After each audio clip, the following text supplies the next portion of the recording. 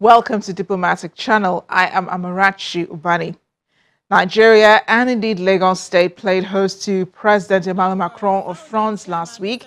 And while the purpose of his visit was not political, it was not a state visit, the leader of one of Europe's vibrant economies had some truths for Nigeria's political leadership, though he was speaking to thousands of young entrepreneurs about it. See, he touched on a number of issues during his time out with them. The issue of migration, which he did affirm was not a new phenomenon, but that governments need to know why people are leaving. And then he pointed out that the area where you have the highest number of migrants from Africa, which is West Africa, had no existence of wars of conflict that should propel people towards the Mediterranean Sea through dire conditions to get to Europe.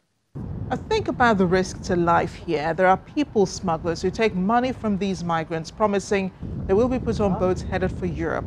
And then they leave them stranded at sea to be found by European Coast Guards who take them to Europe, process them and either send them back to Libya, to the detention camps, or clear them for secondary migration. There is no guarantee anyone can make it by being an illegal immigrant. President Macron also spoke about changing the narrative for Africa and for France, saying if Africa does not succeed, then neither would France nor Europe. I'll leave you to take a listen to some of the highlights of his address. Nobody has to decide for our future. We are the one to decide. Nobody has to lecture us, which means that we have to take our responsibility.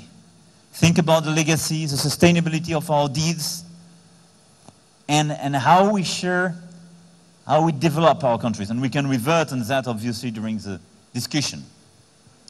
But this new narrative is just to say Africa is the one to decide for Africa, to explain about Africa, and to create its own model of entrepreneurship, but its own culture, and to explain it to the rest of the world.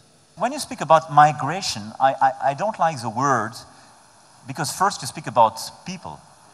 People who took a lot of risks through the desert or the Mediterranean Sea, losing their lives, living in very difficult situations, spending months, not to say years, in camps, being exploited by smugglers.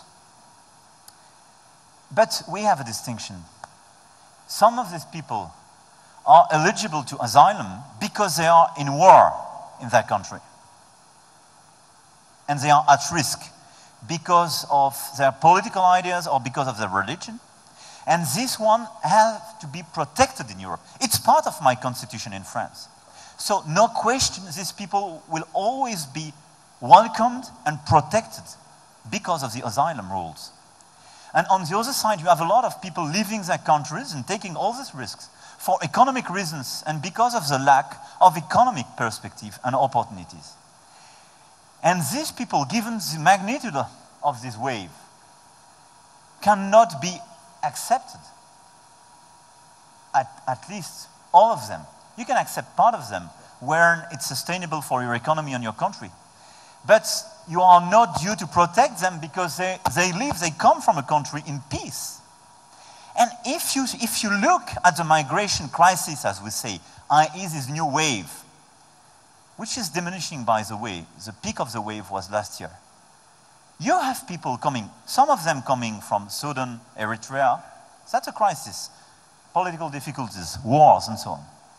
But a large majority of people coming from Africa came from Senegal, Ivory Coast, Guinea, Nigeria. Look at the situation. These countries are in a better situation than a decade ago. Now, one of our regulars, Ambassador Joe Keshi, was in the room listening as President Emmanuel Macron spoke. He had a lot of thoughts on some of the points raised. He joins us now from our Abuja studios. Ambassador Keshi, thank you for joining us on the program. The French president made some salient points about governance, business, migration, and the digital future. Which of these stood out the most for you? I believe because of the way he connected the four issues, governance, migration, business, and the digital future. I think both of them actually stood out in their own way. You recall that when he talked about migration, and he alluded to the fact that among the things encouraging migration, there is the issue of crisis in a number of areas around the world. There's also bad governance, so you really can't take one out of the other. And when he talked about the digital future, which is actually with us already, because you know very well that technology has disrupted the world in so many ways. And that is still, more of that is still, should be expected. When I was growing up, the global brands were, in the manufacturing sector. Today, the global brands are Amazon, Facebook, Apple, and the rest of them, Microsoft, Alibaba, and the rest.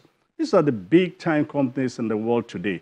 And these are technology companies. That's where the world is moving, towards. And we, as he rightly pointed out, have no choice but be part of that technology revolution. Well, you heard him say he took a risk to run for office, and then he got a lot of advice not to run at the time that he did, and he did not take no for an answer.